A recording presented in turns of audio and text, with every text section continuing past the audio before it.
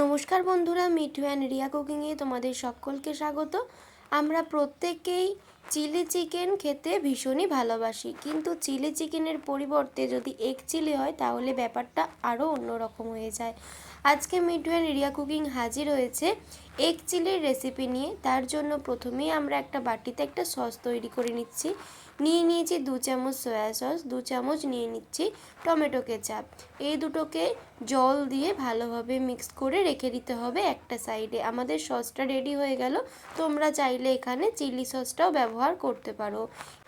আমরা এখানে নিয়েছি কিউব কিউব করে কেটে পেঁয়াজ, আর নিয়েছি কিছুটা কুচিয়ে নেওয়া পেঁয়াজ, এরকম ঝিরি করে কুচিয়ে নিয়েছি চেরা কাঁচা লঙ্কা। এই কাঁচা লঙ্কাগুলো কিন্তু খুব বেশি ঝাল নেই, তার জন্য আমি এতগুলো নিয়েছি কাঁচা লঙ্কা। আর নিয়েছি রসুন কুচি, রসুনগুলোকে এরকমভাবে কুচি করে নিয়েছি। রসুন কুচিটা রয়েছে এখানে 2 চামচ মতো। আর নিয়েছি কিউব কিউব করে কেটে নেওয়া ক্যাপসিকাম।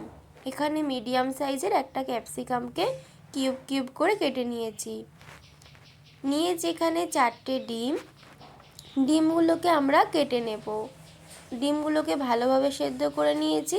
এবার সেদ্ধ করা ডিমগুলোকে ছুরির সাহায্যে ভালোভাবে কেটে নিচ্ছি। একটা ডিমকে 4 ভাগ করে কাটছি আমরা এখানে। তবে তোমরা চাইলে যে যেরকম ভাবে খেতে চাইবে সে সেরকমভাবে কেটে নিতে পারো। সমস্ত ডিমগুলোকে আমরা এখানে সুন্দরভাবে কেটে নেব। তোমরা এখানে ছুরির পরিবর্তে সুতো দিয়েও ডিমটাকে কাটতে পারো। এই এগ চিলি রেসিপিটা একদম ভিন্ন স্বাদের হয়। এটা রুটি, পরোটা বা ফ্রাইড রাইস যে কোনো কিছুর সাথেই এটা ভীষণই ভালো লাগে খেতে। এবার আমরা ডিমগুলোকে একটা সাইডে রেখে দিয়ে একটা ব্যাটার তৈরি করে নেব। তার জন্য নিয়েছি কর্নফ্লাওয়ার, আর দিয়ে দিচ্ছি 1/2 চামচ মতো গোলমরিচের গুঁড়ো। এবার ব্যাটারটাকে জল দিয়ে ভালোভাবে একটা থিক পেস্টের মতো তৈরি করে নিতে হবে, যাতে ডিমগুলো দেওয়ার পরে ডিমের গায়ে ভালোভাবে কোটটা হয়ে যায়। তাহলে ডিমের কুসুমগুলো আর বেরিয়ে যাওয়ার কোনো ভয় থাকবে না। ব্যাটারটা রেডি হয়ে গেছে।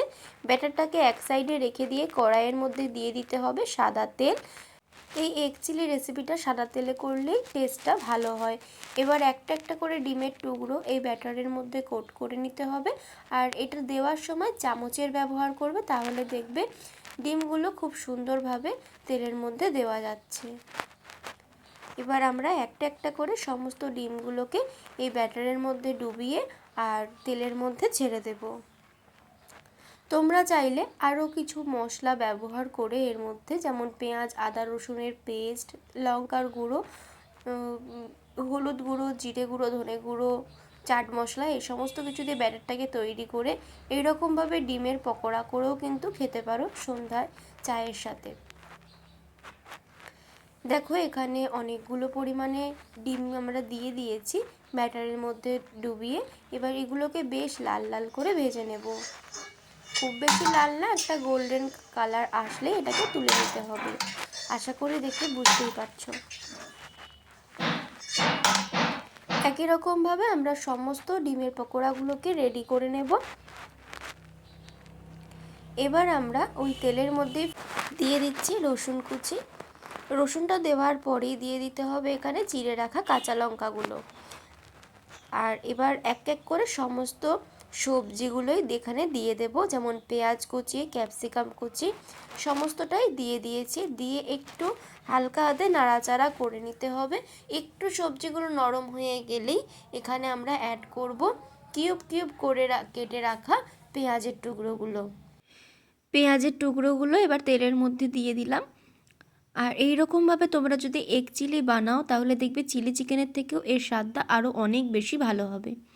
আর চিলি চিকেন বানালেও তোমরা সেম প্রসেসটাই ফলো করবে, শুধুমাত্র ডিমের পরিবর্তে এখানে চিকেনটা তখন ব্যবহার করতে হবে। এবার আমরা পেঁয়াজটাকেও হালকা একটু ভাজা ভাজা করে নিয়ে দিয়ে দিচ্ছি সামান্য একটু চিনি, 1 চামচ মতো। এবার এখানে কিছু গুঁড়ো মশলা ব্যবহার করব, যেমন হলুদ গুঁড়ো দিলাম, আর দিয়ে দিলাম সামান্য একটু লঙ্কার গুঁড়ো। তবে লঙ্কার গুঁড়োটা অপশনাল, তোমরা চাইলে শুধুমাত্র কাঁচা লঙ্কার ঝালেও এটা করতে পারো। আর এখানে রঙের জন্য ব্যবহার করলাম কাশ্মীরি রেড চিলি পাউডার 1 চামচ পরিমাণে। সমস্ত মশলাগুলো দিয়ে ভালোভাবে কষিয়ে নিয়ে এবার এর মধ্যে দিয়ে দিতে হবে রেডি করে রাখা সসটা। রেডি করে রাখা সসটা দিয়েও ভালোভাবে আমরা এটাকে মিক্স করে নেব। ভালোভাবে মিক্স করে নেওয়া হয়ে গেছে। এবার এখানে দিয়ে দিতে হবে স্বাদ মতো লবণ। তোমরা তোমাদের স্বাদ মতো দিয়ে দেবে লবণটা। আর এই সময় এর মধ্যে অ্যাড করতে হবে ভেজে তুলে রাখা সেই ডিমের টুকরোগুলো দিয়ে ভালোভাবে এই গ্রেভির সাথে মিক্স করে নিতে হবে।